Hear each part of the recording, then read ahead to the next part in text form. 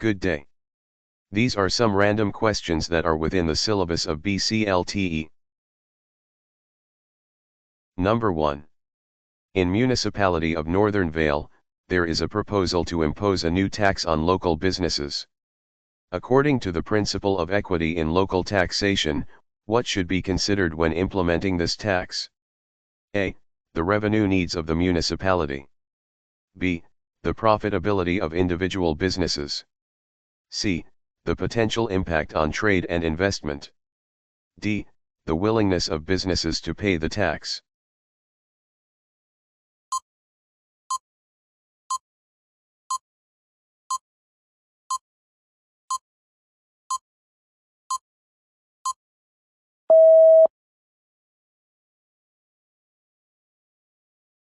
Answer, C.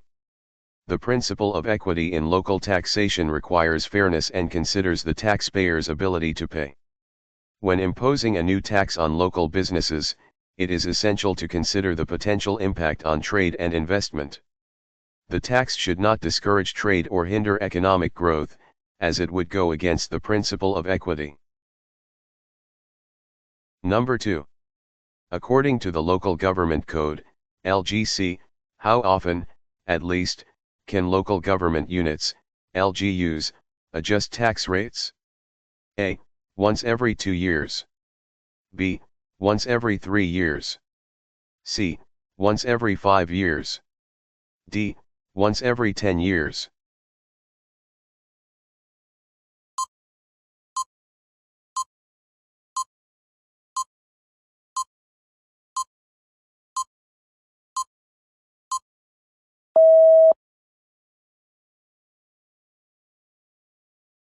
Answer, C.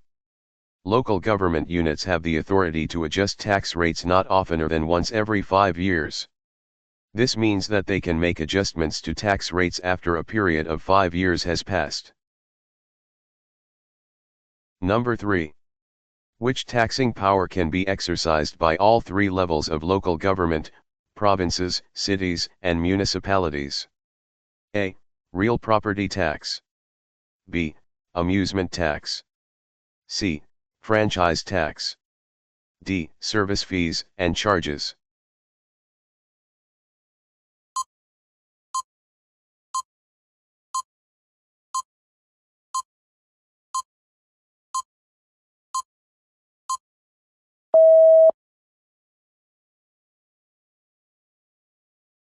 Answer, D. Service fees and charges can be exercised by provinces, cities, and municipalities. Number 4. When do new local taxes, fees, and charges imposed by LGUs accrue? A. On the first day of the fiscal year. B. On the first day of the quarter following the effectivity of the ordinance. C. On the first day of each month. D. On the last day of the calendar year.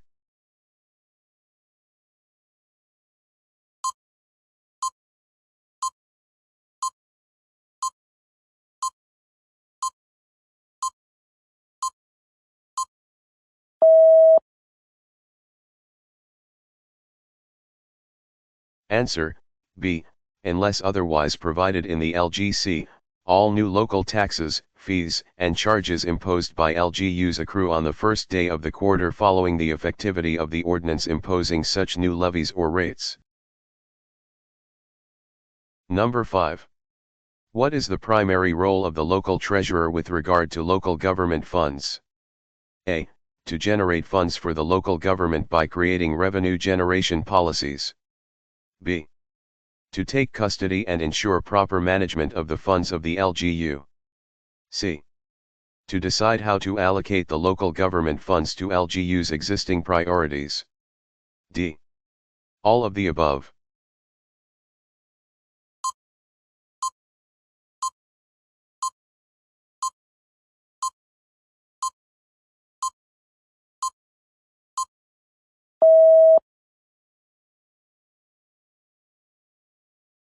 Answer, B.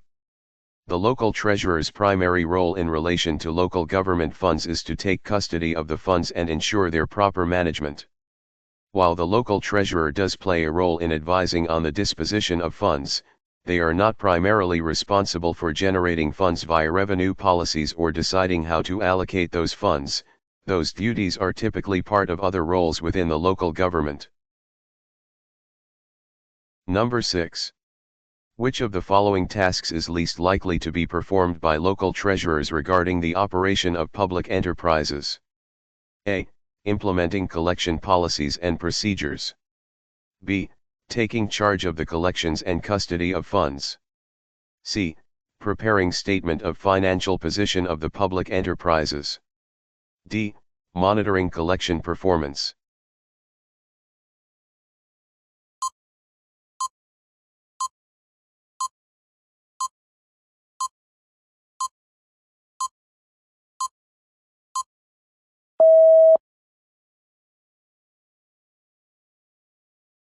Answer: C.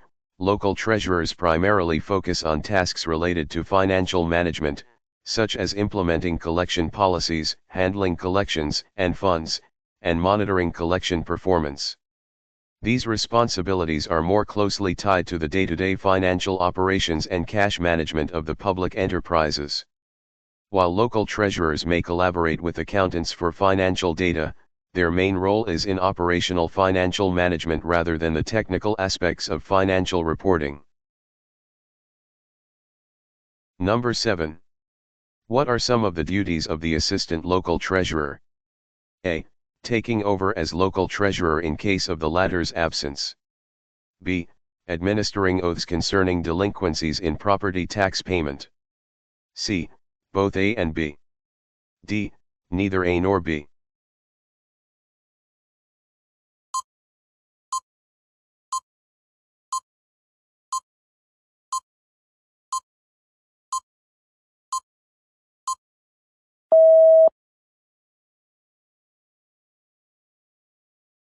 Answer: C.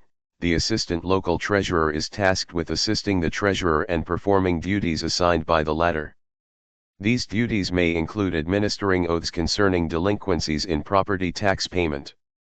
Additionally, in the absence of the local treasurer, the assistant local treasurer is authorized to perform the duties of the local treasurer. Number 8. Can local treasurers and assistant local treasurers become regular members of the Bids and Awards Committee, BAC? A. Yes, it is mandatory for them to become regular members. B. Yes, but only if the local treasury office is the end user of the goods, services, and projects that may be subject to procurement. C. No, they are prohibited from becoming members at all times. D. Yes, upon the approval of LCE concerned.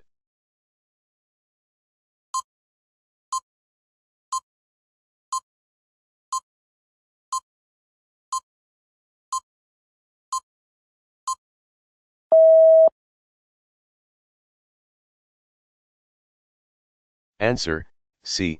The local treasurers and assistant local treasurers are prohibited from becoming regular members of the Bids and Awards Committee of local government units.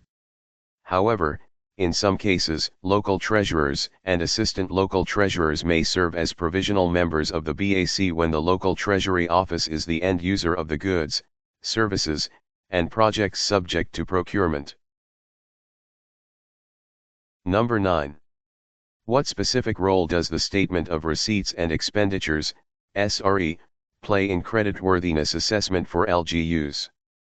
A. It predicts stock market fluctuations. B.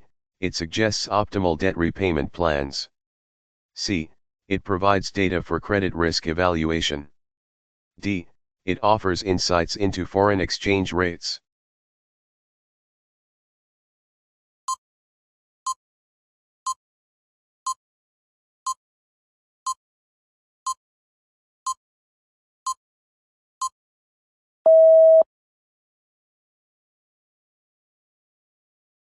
Answer: C. Creditworthiness assessment involves determining the ability of an LGU to meet its financial obligations, including debt repayment. The SRES data, which outlines the financial receipts and expenditures of the LGU, offers valuable insights into its financial health and stability. Number 10. The situational leadership model suggests that an effective leader should adapt their leadership style based on a. Their personality traits, b. The characteristics of the organization, c. The maturity level of their followers, d. The size of the team they lead.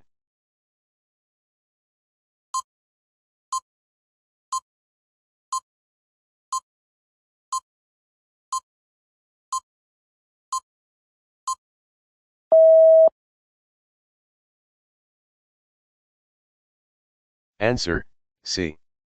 The situational leadership model proposes that effective leadership depends on the maturity level of the followers. Leaders should adjust their leadership style based on the readiness and competence of their team members.